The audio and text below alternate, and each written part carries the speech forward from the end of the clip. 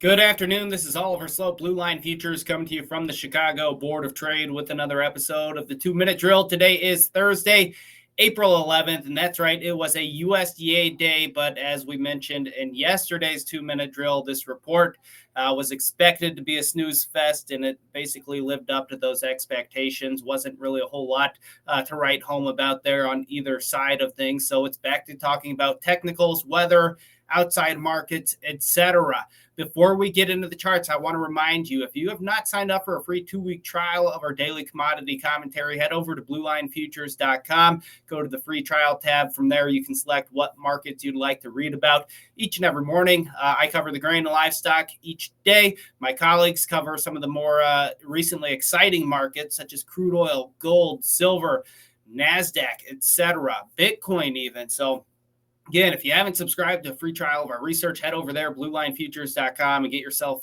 set up. And if you have any questions over those markets or what you're reading, we've got a professional trade desk here to help. The number is right below, scrolling across the screen, so don't be afraid to pick up that phone, give us a call. We are here ready, willing, and able to help. So without further ado, I guess we can go ahead and get into the charts.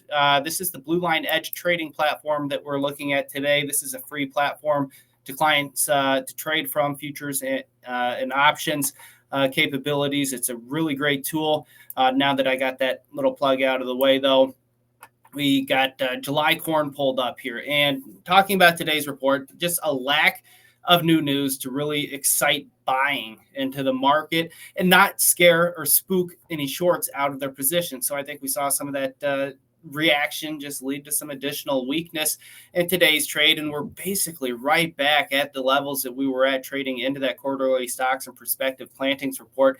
And this is what I'm going to kind of define here in the near term as a must-hold area down here near 440 for that July contract.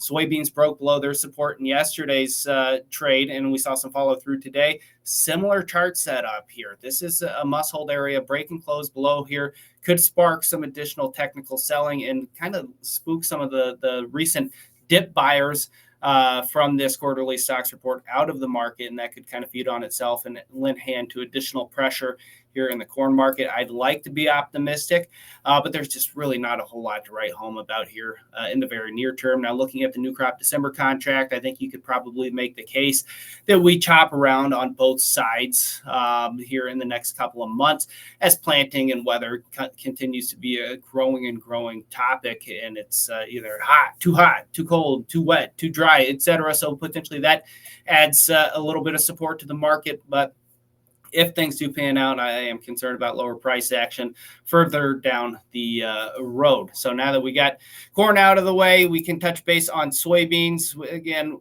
just kind of mentioned, broke below support yesterday, and that put the bulls or the bears in control in today's trade. And we saw some follow through weakness, especially on the heels of the release of that report. So we did come off of those lows, which I guess if you're bullish, that's a silver lining, but we're still below this support. This is going to be that level that the bulls want to get back out above.